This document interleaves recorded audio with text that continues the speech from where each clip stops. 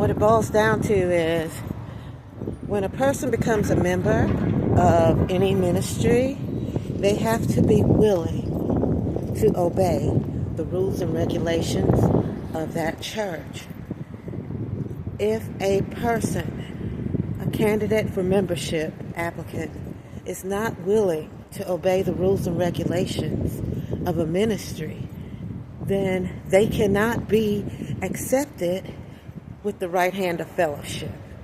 In order to be brought into a church, and this is any church in America, no matter the denomination or affiliation, you have to be willing to obey the rules and regulations of that church. My church has rules and regulations. Persons who are not willing to live according to that, to obey that policy, cannot be members of my church. Another note is when it comes to selecting a church and selecting a pastor, you have to be able to adulate your pastor. You have to be able to respect your pastor as the spiritual authority. When you have variances in the spirit, you have to be willing to accept your pastor's counsel to help you in making decisions in your spiritual life. When you cannot listen to someone, when you don't respect them, you can't agree to their spiritual principles, then they're not a good selection to be your pastor.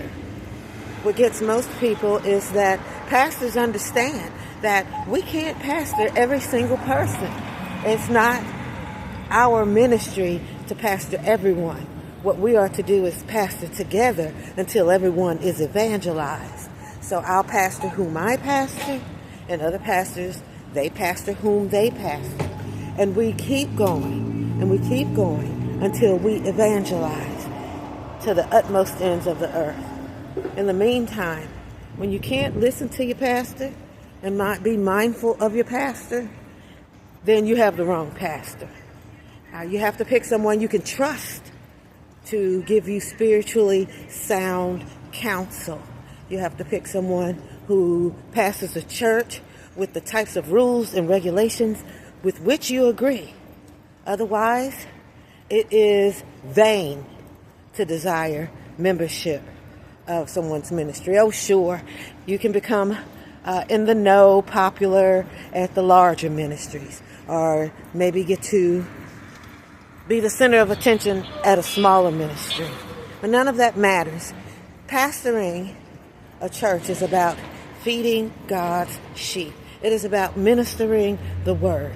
We cannot minister the word to persons who refuse to hear us. If you've ever wanted to tell a pastor to shut up, then what you should have done right after that was withdraw your membership from their church, because the pastor doesn't have to shut up. They're the pastor. And that is just a word to the wise with regard to being in the ministry, being a part of ministry, and considering all effort of evangelization.